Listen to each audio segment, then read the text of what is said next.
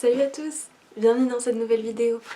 Cette vidéo est une vidéo spéciale. Pourquoi? Parce que la Saint-Valentin c'est dimanche et jusqu'à dimanche en fait je vais faire des vidéos où je vais me poser des questions sur les relations amoureuses, sur le polyamour et sur l'amour en général. Et donc il y aura 4 vidéos, 4 épisodes d'une même série sur les relations amoureuses. Donc on commence le premier épisode avec une interview avec Isabelle Bourrouet sur le polyamour ou la polyamorie comme elle l'appelle. Isabelle Bourrouet c'est la réalisatrice du film Lutine. Lutine c'est un film sur les relations poly et je vais vous mettre la bande-annonce de ce film. Je vous encourage à aller le regarder parce qu'il est très bien. On sonne à sa porte, surprise.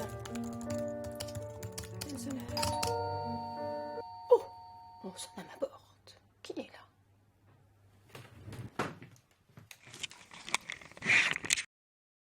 En fait, ce qu'il faudrait, c'est qu'on se filme, là, comme ça, mais que on redise exactement la même chose juste après, et ça serait l'autre qui filmerait, et comme ça, moi, je pourrais monter en chant contre chant. Mais on n'arrivera jamais à redire 2 fois la même chose.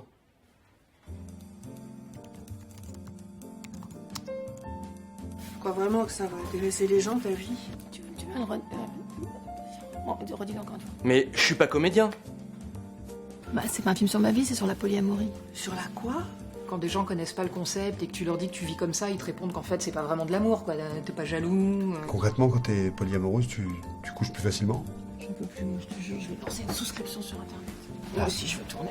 Je te présente Gaël, mon amoureux. Enchanté. Ah, et ça, c'est Laurent, qui joue le rôle de ton amoureux. Ah, mais t'es polyamoureux, toi? Non, je suis comédien. On est bien d'accord, c'est de la fiction. De la fiction, ou un documentaire, ou une fiction dans le documentaire, ou un documentaire dans la fiction, et... Laurent? Tu gardes ton prénom? Et par contre, toi, Agathe, c'est Sophie. Mais on est d'accord que je serais fouté. Bon, alors l'idée, en fait, c'est de te proposer de jouer le rôle de mon amoureux. Je m'étais préparé, mais c'est quand même difficile de savoir que tu prends du plaisir avec un autre. 31 sur 1, première. J'avais pas être prévenu, mais c'est quand même dur de t'imaginer avec un autre. Attends. Je suis désolée. Ouais, excuse-moi 2 secondes. Mais ça, c'est une vraie scène? Ce qui fait vraiment l'essence du polyamour, pour moi, c'est le dialogue, mais surtout le consentement. Salut. Vous dérangez pas pour moi. Cool. Ça va, ça le fait, on y croit? Grave. Et c'est là que t'es censé pleurer. Ah oui, c'est ça le problème.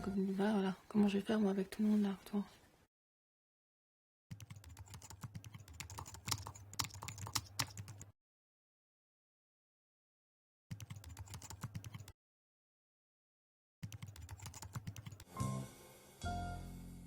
Vraiment, je ne peux plus dire polyamour, c'est impensable pour moi. Donc ni tu m'entendras dire polyamour, sauf pour dire que je le dis pas, ni tu m'entendras dire polyamoureuse, ce qui est encore pire pour moi. Donc, comme ton sujet c'est la Saint-Valentin, on va parler d'amour. Oui. Donc le polyamour est une traduction que je trouve pas forcément la meilleure, d'un mot américain qui est polyamorie avec un Y. Et c'est pas polylove. En allemand, on dit pas die Polyliebe, pour ceux qui parlent allemand. On dit die Polyamorie. Ça veut rien dire. Alors oui, à la base, amorie, ça vient du mot latin qui est amor, et donc il y a ce mot love. Mais ça veut dire polyamorie, c'est comme polyamour d'ailleurs, c'est many loves. C'est amours pluriels, au pluriel, en fait. Un polygone, c'est une figure qui a plusieurs côtés. Donc, en fait, le mot polyamour, on pourrait l'entendre réellement comme ça. Il pourrait être bien traduit si on entendait vraiment polyamours, qui serait une hérésie, mais c'est vraiment plusieurs amours, et amour pluriel. Et ça veut dire plusieurs formes d'amour, y compris des formes d'amour qui ne sont pas romantiques. Or, en français, quand on dit polyamour, on entend amour avec un grand A, on entend l'amour romantique. Et donc, on entend être amoureux, et encore plus quand on dit polyamour. Parce qu'on entend être amoureux ou amoureuse de plusieurs personnes. C'est une possibilité dans les relations polies. C'est une possibilité, en effet, de pouvoir vivre plusieurs relations romantiques en parallèle.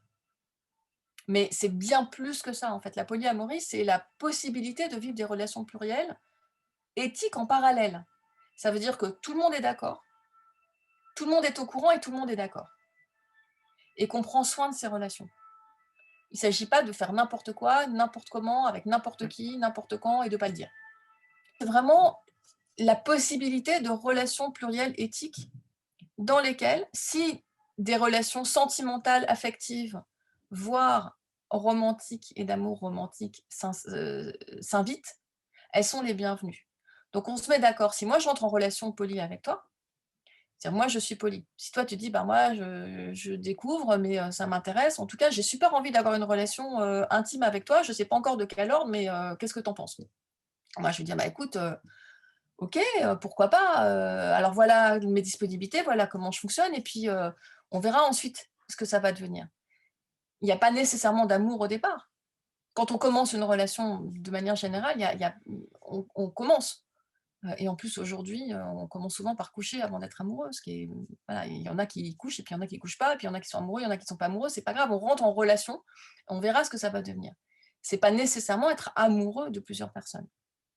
C'est on entre en relation avec une personne, et c'est entendu que on va pouvoir développer l'une et l'autre d'autres relations qui possiblement seront aussi amoureuses, mais pas nécessairement. Donc en fait, quand on dit polyamour, on entend amour avec un grand A, et quand on entend polyamoureux, on entend être amoureux de plusieurs personnes, et la polyamorie, c'est bien plus que ça.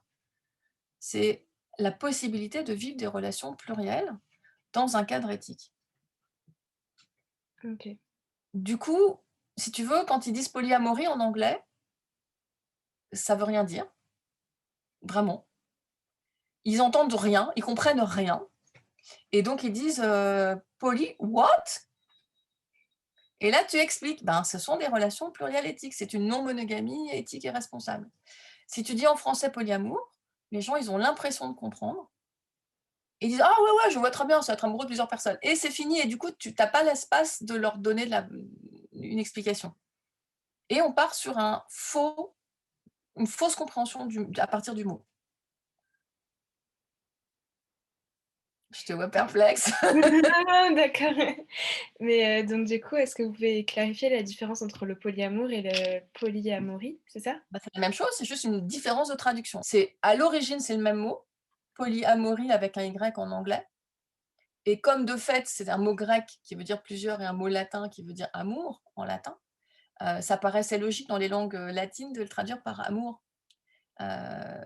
Mais en pratique, on entend un mot qui ne correspond pas à la réalité. Donc moi, plutôt que de dire polyamour, qui serait la traduction pour moi de polylove, je traduis polyamorie qui veut rien dire par polyamorie qui veut rien dire.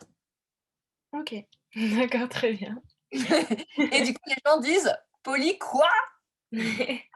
Et là, j'explique. Ce sont des relations plurielles, éthiques, dans lesquelles, si de l'amour s'invite, il est le bienvenu.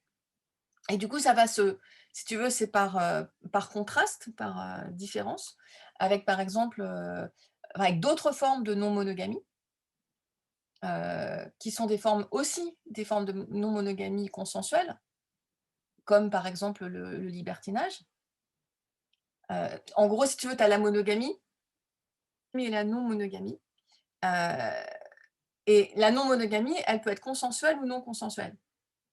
L'adultère est une non-monogamie non consensuelle. Parce que toutes les personnes concernées ne sont pas au courant, donc elles ne risquent pas d'être d'accord puisqu'elles ne sont pas au courant. Et ensuite, tu as ce qu'on appelle la non-monogamie consensuelle. Donc, si tu fais des recherches et si tu parles anglais, c'est CNM pour Consensual Non-Monogamy. Et c'est une grande enveloppe qui intègre des tas de formes différentes de non-monogamie, dont ce qu'en France on appelle le libertinage, dont la polyamorie, et dont en partie la polygamie, quand elle est consensuelle. Là, il y a tout un enjeu après, la différence entre consensuel et éthique. C'est pas parce que quelqu'un consent qu'il n'est pas sous domination. Oui, parce qu'il y a toujours le problème avec les émotions, comment gérer les émotions. Donc ça, c'est autre chose, parce que là, j'étais en train de te parler de polygamie, et donc, en fait, dans le sens où, pour moi, de mon point de vue, c'est certainement consensuel, c'est pas pour autant éthique, puisque par définition, toutes les personnes n'ont pas les mêmes droits selon leur genre. Pour moi, ça pose un vrai problème éthique, qui est l'important pour moi, c'est que chaque personne, chaque partenaire dans une relation ait les mêmes droits, quel que soit son genre. Mais la polygamie, c'est en fait ce qui s'oppose aussi. Si tu veux, ce que tu opposes à la monogamie, il y a d'un côté, il y a la non-monogamie, et de l'autre côté, il y a la polygamie. Et la polygamie, ça s'oppose à mono par rapport à poly, mais ce qui est important, c'est le gamos, enfin, la gamie. C'est l'union. Donc la monogamie, ça veut dire une seule union, la polygamie, ça veut dire plusieurs unions. En France, par exemple, la polygamie n'est pas légale. Parce qu'en fait, on parle d'union légale. En réalité, quand on parle de monogamie, on devrait plus parler d'exclusivité. Et la question de quelle exclusivité on parle. Et donc, quand on parle de non-monogamie consensuelle, on devrait aussi parler de non-exclusivité consensuelle. Et donc, la question dans une relation, c'est sur quoi on se met d'accord. Et tout le monde peut le comprendre aujourd'hui. Parce qu'on avait un modèle du couple avant qui était forcément... d'abord, c'était hétéro. Ensuite, ça voulait dire qu'on habitait ensemble, enfin, c'est-à-dire qu'on faisait du sexe nécessairement dans le cadre d'un mariage. On habitait ensemble, on avait des enfants jusqu'à ce qu'on meure. C'était le couple et tout le monde savait ce que c'était que le couple. Aujourd'hui, ben, marche plus comme ça. Donc, on est obligé de se mettre d'accord. Donc, on va se mettre d'accord. Est-ce que tu as envie de faire du sexe? Ben, pas forcément. Est-ce que tu as envie d'habiter ensemble? Ben, pas forcément. Est-ce que tu as envie de faire des enfants? Je suis pas sûre. Ben, de quoi tu as envie alors? Ben, parlons-en. Et du coup, si tu veux, l'exclusivité, c'est un des paramètres sur lesquels on peut se mettre d'accord. Ou pas, d'ailleurs. Si toi, tu as envie d'être en relation avec moi et que tu dis Waouh, Isa, je te kiffe, j'ai trop envie d'être en relation avec toi, mais alors, moi, je te le dis tout de suite, je suis exclusive, je suis monogame, si tu es en relation avec moi, il n'y en aura pas d'autres. Je suis Ah, bah, ça tombe mal, moi, ça ne va pas le faire. On n'est pas compatibles, c'est OK. On peut avoir tout un cadre de relations qui ne seront juste pas des relations exclusives, romantiques et sexuelles comme toi, tu en as envie. Mais ça ne nous empêche pas d'avoir plein d'autres types de relations. Donc la question, c'est qu'est-ce qu'on met dans la relation? Et est-ce qu'on met de l'exclusivité ou pas? Et est-ce qu'on met de l'exclusivité sexuelle ou pas? Ou est-ce qu'on met de l'exclusivité romantique, sentimentale ou pas? Donc il y a toutes les relations libertines, si tu veux, vont mettre... c'est OK d'être non exclusif, à condition que ça se limite au sexe. Mais surtout, on ne met pas de sentiments. Et les relations polies disent, ben, tu mets ce que tu veux dans tes relations, en fait. Je ne vais pas te dire ce que tu vas mettre dedans. Donc, si les relations, il y a du sexe, ben, c'est OK. Si les relations, il y a des sentiments, ben, c'est OK. Tu es libre, je suis libre, nous sommes des personnes libres, on va discuter, négocier. Et c'est pas pour autant que tu vas faire tout ce que tu veux sans tenir compte de mes émotions. On revient aux émotions. Mes émotions sont quelque chose dont on tient compte, mais moi aussi je tiens compte de tes émotions et on va négocier, discuter. Voilà. D'où la non-monogamie consensuelle et éthique, qui devrait plutôt s'appeler non-exclusivité. Oui, je voulais vous demander aussi, justement, vous en parliez avec la polygamie, la polyamorie, du coup, est-elle féministe? Complètement. En tout cas, à la base, enfin, la polyamorie est radicalement féministe, puisqu'à la racine même de la polyamorie, il y a l'égalité entre les partenaires. Ça veut dire que quel que soit le genre des personnes, quelle que soit leur orientation relationnelle, quelle que soit leur orientation sexuelle, quelle que soit leur identité de genre, quel que soit leur genre, elles sont à égalité dans la relation. Elles ont les mêmes droits. Ça, c'est radicalement féministe. D'accord, merci. Tu as la différence entre la théorie et la pratique. Donc, l'idéal la polyamorie est féministe, la polyamorie est politique. J'ai même écrit un article qui s'appelle « La polyamorie est révolutionnaire ». De fait, c'est révolutionnaire. Dans un cadre qui reste celui dans lequel on vit, qui est une société patriarchique, sexiste, machiste, raciste, misogyne, tout ça, transphobe, enfin voilà, on est dans cette société-là. Donc, il y a un idéal féministe dans une société où on rame, quoi. Donc, c'est pas parce que toi, tu as un idéal de ce que tu as envie de vivre et de relations que tu as envie de vivre qu'en face, tu vas avoir que des personnes qui sont déconstruites. Donc, d'autant plus que les 90% des gens arrivent d'un cadre monogame classique de la société qui est la culture dominante dans laquelle on vit. Donc, mono, hétéro, patriarchique. Et du coup, ben, l'idée, c'est de déconstruire ça. Donc, et de déconstruire les schémas à l'intérieur de nous-mêmes et de pas nous-mêmes nous mettre. Enfin, voilà, avoir conscience de ce qu'on vit et d'avoir conscience des cadres dans lesquels on est. Et c'est pas parce que la polyamorie est féministe que tous les polys sont féministes. Et c'est pas parce que quelqu'un te dit je suis féministe et dans les faits, il se comporte pas comme quelqu'un qui n'est pas complètement en regard avec ses idéaux. Donc ça n'empêche pas les relations toxiques, ça n'empêche pas les relations abusives, ça n'empêche pas la violence, ça n'empêche pas, c'est pas parce que tu prêches la communication non violente que pour autant tu te comportes toujours de manière en accord avec tes propres valeurs, etc., etc., etc. Il y a un idéal et puis après on fait avec la réalité. Justement, quand j'ai fait mes recherches sur le sujet, j'ai vu qu'il y avait un sexisme pour, par exemple, les femmes quand elles disent qu'elles aiment les amours pluriels. Et les hommes, en fait, il y a surtout des clichés sur les femmes.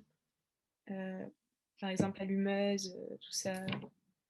Bah, la société reste sexiste, machiste et patriarchique. Donc, de fait, une femme qui a plusieurs relations, c'est au choix une pute ou une salope. Donc, on revendique la salope. Moi, je dis oui, salope. Éthique. C'est le bouquin de référence, la salope éthique. Donc, c'est pas pour rien. Ethical slut, si tu veux, c'est comme toutes ces insultes que les personnes récupèrent. Ben là, nous, on récupère le mot salope. Salope, ouais. Et éthique. Donc, bien sûr, c'est beaucoup plus difficile de vivre plusieurs relations dans la société dans laquelle on vit, avec tous les clichés sexistes qu'on traîne, ouais, bien sûr. Donc, un homme qui a plusieurs relations, c'est un don Juan, c'est un coureur, c'est un séducteur, et puis une femme, ben, c'est une pute ou une salope. Éthique. Et alors, je te dis pas quand t'es mère, il y a pire qu'être une femme avec plusieurs relations, c'est être une mère avec plusieurs relations. Parce qu'une mère, c'est la maman ou la putain. Tu vois, je veux dire, de toute façon, la société dans laquelle on vit, de toute façon, on est là-dessus, quoi. Donc, être une mère et avoir plusieurs relations, mais quel scandale. Non, t'es une mère. Tu dois rester pure. T'as juste, tu vois, t'as fauté une fois. Peut-être deux si t'as 2 enfants. Et non, c'est impossible, impensable. La société dans laquelle on vit est quand même complètement encore coincée, quoi. Dans des vieux schémas du siècle dernier. Ouais. Vive les nouvelles générations. Et justement, j'avais une question. Est-ce que vous pensez que du coup, notre modèle de relation actuel n'est pas du tout naturel? En fait, il a été construit socialement dans l'histoire? Ben oui. Oui. En fait, le mariage, c'est une institution. C'est un contrat social qui a été imposé par l'Église à un moment où ce qu'ils voulaient contrôler, c'était la sexualité et la société. Et donc, du coup, ils ont dit, ben, ok, tu as le droit à faire du sexe dans un cadre exclusif, à l'intérieur du cadre du mariage, béni par Dieu, en l'occurrence en Occident, dans ces cultures-là. Et du coup, c'est un héritage sociétal qui n'avait à l'origine rien à voir avec l'amour, ni avec le couple. À l'origine, le mariage était un contrat social. Il y a quelques dizaines d'années, on a mis de l'amour là-dedans. Mais à l'origine, enfin, ceux qui étaient pour le mariage traditionnel, ils étaient très contre. Le principe même du mariage, c'était que c'était des mariages arrangés. C'était pas les jeunes qui se mariaient qui choisissaient leur partenaire, c'était les parents, c'était les familles. C'était des contrats qu'on passait entre 2 familles.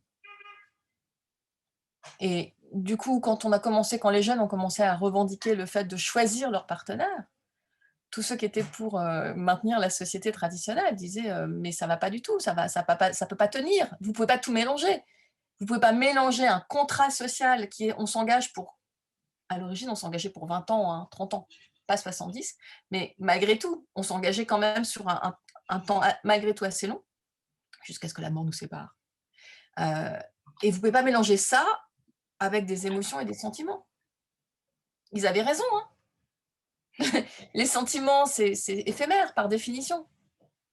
Le sentiment d'amour romantique, passionnel, quand dès le début, ça dure quelques mois à tout casser. Et après, ben, le sentiment d'amour s'installe, où ça passe, enfin, comme on dit, ça passe ou ça casse.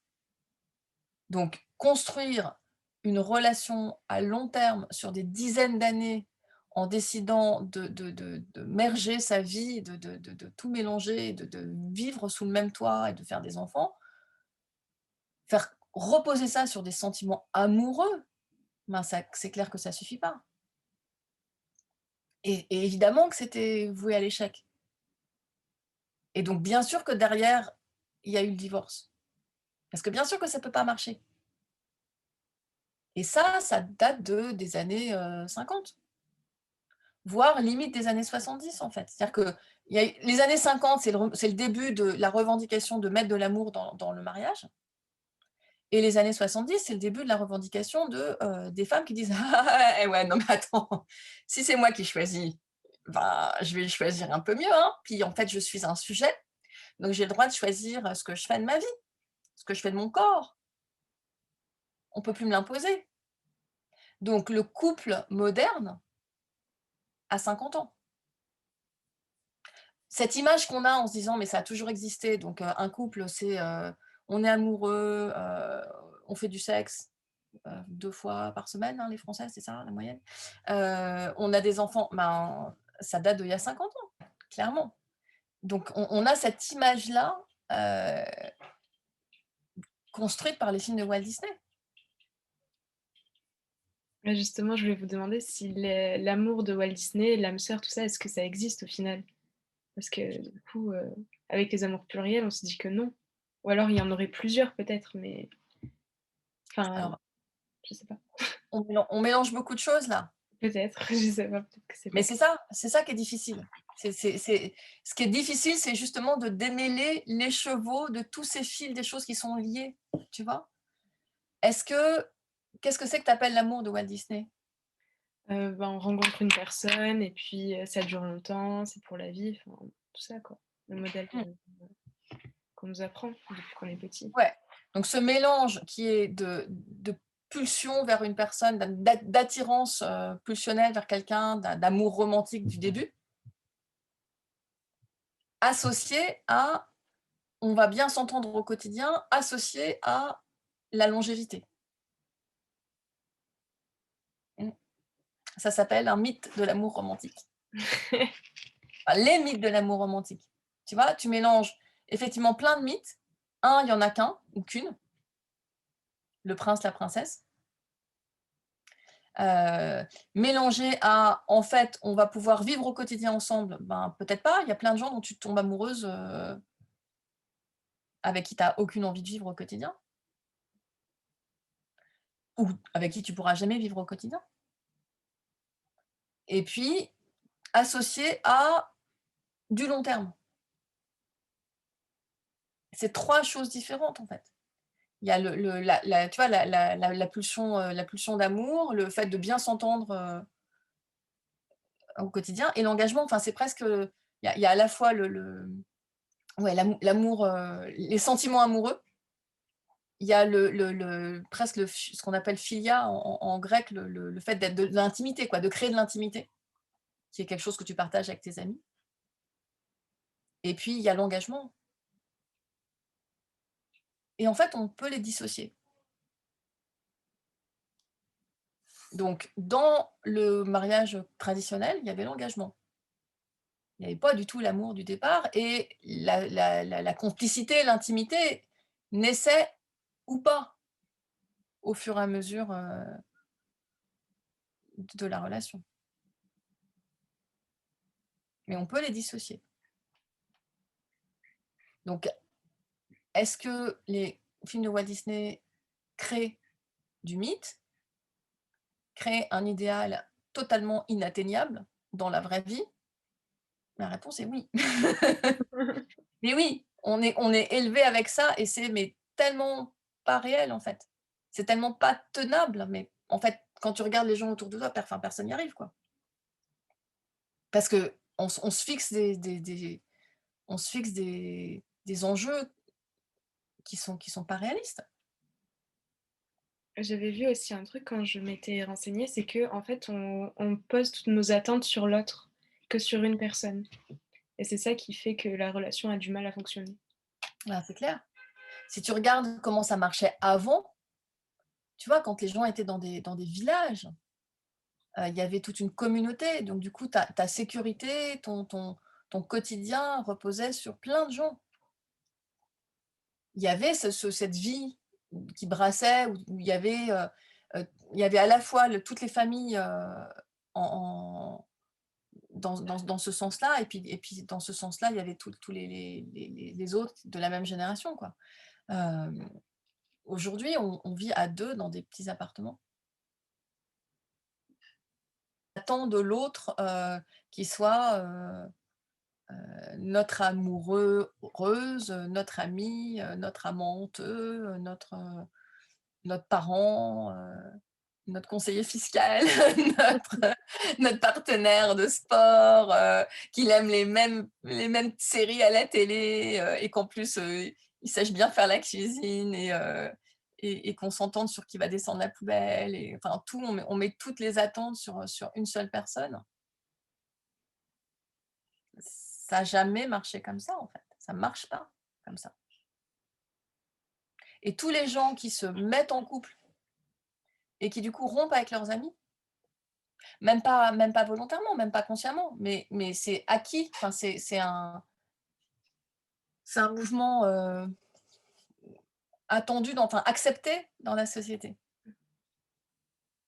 Tout d'un coup, ouais, quelqu'un tombe amoureux ou amoureuse et se met à moins voir ses amis et les amis trouvent ça normal. Mais du coup, quand on fait ça, on se coupe de ces liens sociaux. Et en faisant ça, on fait reposer sur l'autre trop de pression. Et puis du coup, on a des attentes que l'autre ne peut pas remplir. Et puis quand l'autre les remplit pas, on est en colère. On est déçu. Donc soit on lui en veut et on lui dit « Ouais, tu tiens pas tes engagements ». Soit on dit « Oh, de toute façon, c'était pas la bonne personne, paf, je passe à une autre ». Ouais. D'accord. Donc, ouais. Saint-Valentin, à l'origine, c'était une fête pour les amoureux et les amoureuses au pluriel. Mmh. C'était sur le modèle du carnaval, la soirée dans l'année où on faisait ce qu'on voulait.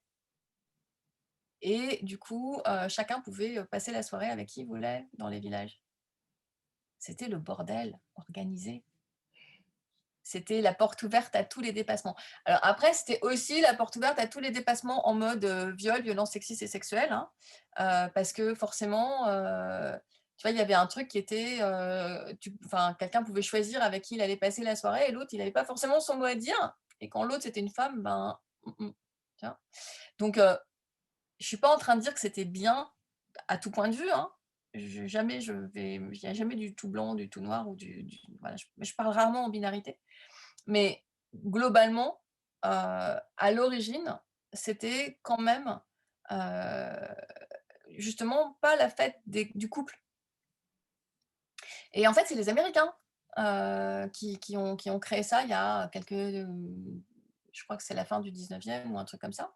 Enfin, il y a un mélange, le bouquin de Jean-Claude Kaufmann, Jean-Claude, euh, raconte ça très très bien sur ce mélange d'une vieille tradition européenne, mais tu vois, qui remonte à des centaines d'années de fêtes dans les villages, avec le côté marchandisation de la société capitaliste américaine, qui a décidé de sauter sur l'occasion. Et du coup, de créer tout un truc de les petits cœurs, les petites fleurs, les petits machins, les trucs qu'on envoie. Sauf que si tu regardes ce qui se passe aux États-Unis, en fait, ils ont considéré que quand même envoyer seulement une carte à un ou une amoureuse, ça leur donne pas assez d'argent. Donc en fait, aux États-Unis, c'est quand même la fête de on dit à tout le monde qu'on l'aime. Au Japon, c'est on dit à tout le monde qu'on l'aime. Donc en fait, aux États-Unis, tu écris à ta grand-mère le jour de la Saint-Valentin pour dire que tu l'aimes, parce que c'est les marchands qui ont dit c'est la fête de l'amour et on va dire aux gens qu'on les aime. Et en Europe, ça s'est mis ce mélange de la marchandisation à l'américaine associée à en fait une tradition séculaire de la fête des amoureux. Et du coup, c'est en Europe que c'est la fête du couple. Mais en fait, qu'est-ce que ça fait? C'est un truc de ce qu'on appelle le privilège de couple.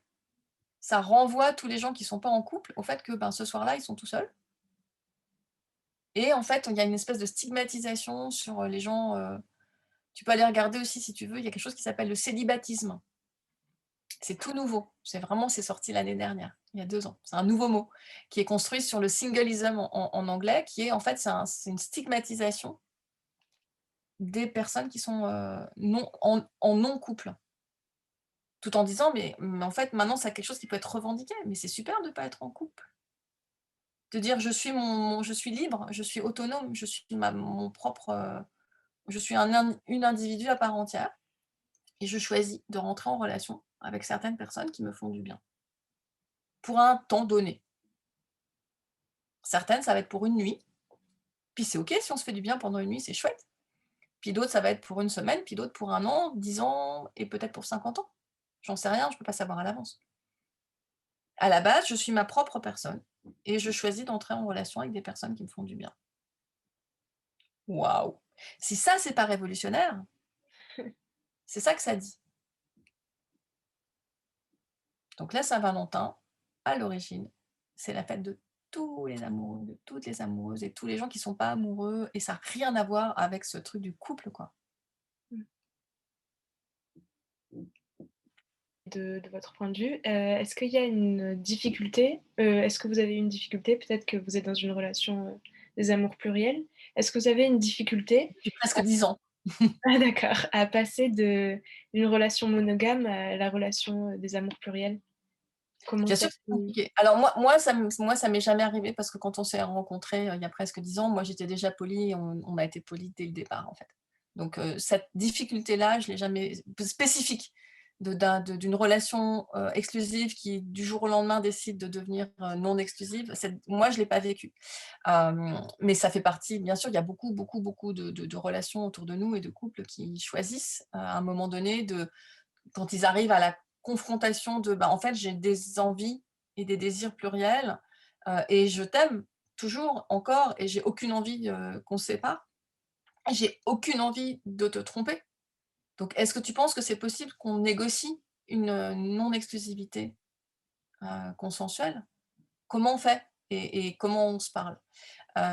Et donc c'est là, plein de gens arrivent à là comme ça. C'est pas facile. C'est pas facile parce qu'effectivement, on déconstruit plein de choses et on a les émotions qui parfois, souvent, s'en mêlent. Et donc, c'est un travail de développement personnel sur ses propres émotions. Beaucoup. Et il y a des gens pour qui c'est super simple et d'autres pour qui c'est un travail de toute une vie parce que les émotions sont intenses, parce qu'on ne nous a pas appris à mettre des mots dessus. Parce qu'on nous a appris que si je sens quelque chose de négatif, de douloureux en moi, c'est parce que tu as fait quelque chose, donc c'est de ta faute, donc t'arrêtes tout de suite. En fait, non. Tes émotions t'appartiennent, elles viennent de toi, elles viennent de ton histoire. Donc j'ai ma part de responsabilité dans le fait d'activer telle ou telle émotion.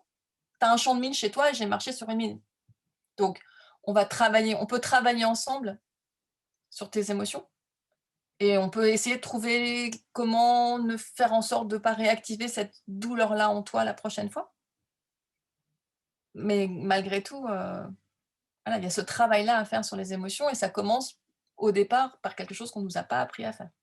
Mettre des mots sur nos émotions. Séparer l'émotion de la réaction.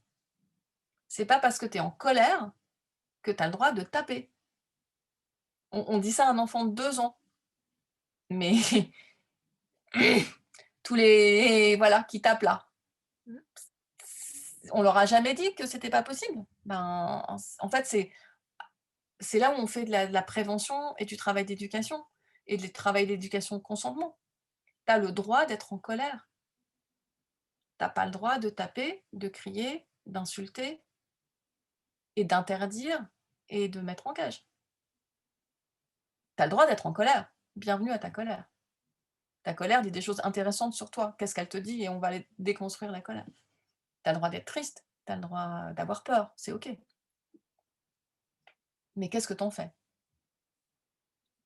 Voilà. Et c'est là qu'arrive le truc de base d'éthique qui est ne pas faire de mal à l'autre. Je suis libre tant que j'empiète pas sur la liberté de l'autre. Et j'ai le droit de faire ce que je veux tant que je fais pas du mal à l'autre. Donc c'est vraiment une attention à l'autre en fait. À soi d'abord, parce que le masque à oxygène, hein, l'idée c'est que je prends soin de moi, mais pas au détriment de l'autre. Maintenant, si la relation est toxique, mon devoir d'autopréservation et d'autoprotection, c'est de me retirer d'une relation toxique. Ce que je me dois à moi-même, c'est de me protéger d'une relation toxique. Donc on est toujours dans ce va-et-vient de le consentement. Tu connais cette vidéo québécoise sur Mon corps, c'est mon corps? Ah non, je connais pas. Je vais t'envoyer le lien sur mon site, je l'ai mise. En fait, la question c'est est-ce qu'en dedans ça me fait oui ou est-ce qu'en dedans ça me fait non? Comment mon corps il se sent quand tu me parles comme ça? Comment mon corps il se sent? Qu'est-ce qui se passe en moi quand je vis telle situation? La polyamorie est au croisement de tout ça et tu vois, et voilà, fait que tu ne peux pas faire l'économie de ce travail-là sur toi quand tu rentres en polyamorie. Tu peux faire l'économie en monogamie. Tu peux rentrer dans un couple, dire voilà, c'est comme ça, on est ensemble, et puis bon, bah ok, ça c'est bon, ça c'est fait, maintenant je passe à autre chose, le couple, ça roule. Bah, en fait, non. Mais on nous dit que si. Alors en fait, en polyamorie, ben, si tu travailles pas sur toi et tes émotions, si tu fais pas attention à l'autre, tu vas te manger le mur, quoi. Voilà, donc la difficulté de beaucoup de couples qui s'ouvrent après avoir vécu une période exclusive, c'est de se confronter à ces émotions-là, qui jusque-là étaient glissées sous le tapis. La relation fonctionnait sur des non-dits. Et c'était OK. Il y a plein de relations qui fonctionnent très bien. Mais au moment où on ouvre la porte de la polyamorie, tout d'un coup, ça ressort et il y a des blessures de l'enfance qui ressortent et il y a des traumas des relations passées qui ressortent et c'est pas facile. Oui, parce que j'ai l'impression que dans la polyamorie, en fait, il faut vraiment se considérer soi avant, tandis que dans les relations monogames, on peut vivre à travers l'autre enfin, ça peut être une conséquence, en fait. Tandis que la polyamorie, en fait, elle évite ça. Elle te ramène à toi, bien sûr.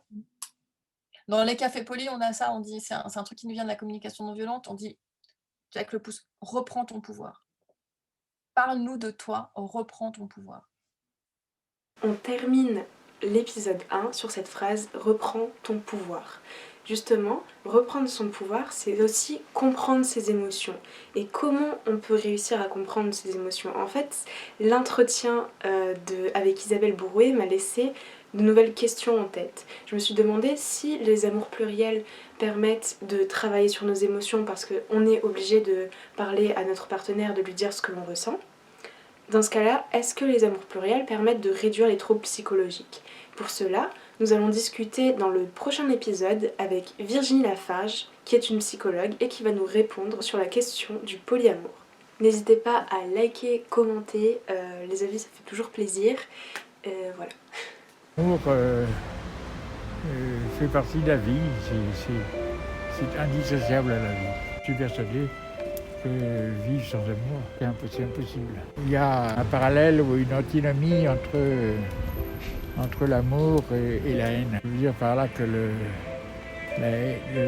l'amour est aussi fort que la haine. Et donc c'est dangereux. Mais on ne peut pas vivre sans amour. Mais